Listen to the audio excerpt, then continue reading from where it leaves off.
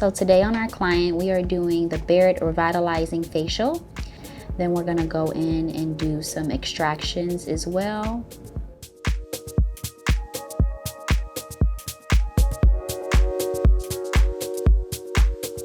And then we're gonna follow up with an exfoliating mask.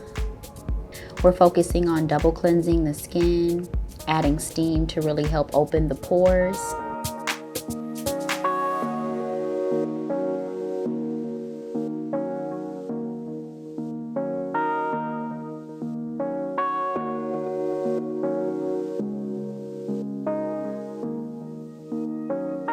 Then we're gonna go in with our Hydrodermabrasion, really to get any congestion in the pore areas out of the skin. Next, we're gonna go in with a hydrating mask to really help soothe and hydrate the new layer of skin we've brought forth. We're gonna use some light stem light therapy to help heal, promote healthy skin cells.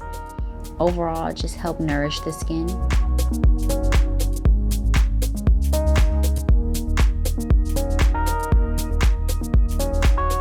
And now we're gonna go in with our serums, our hyaluronic serums, to really prep the skin for hydration. Just really help contour and push that serum deeper underneath that surface.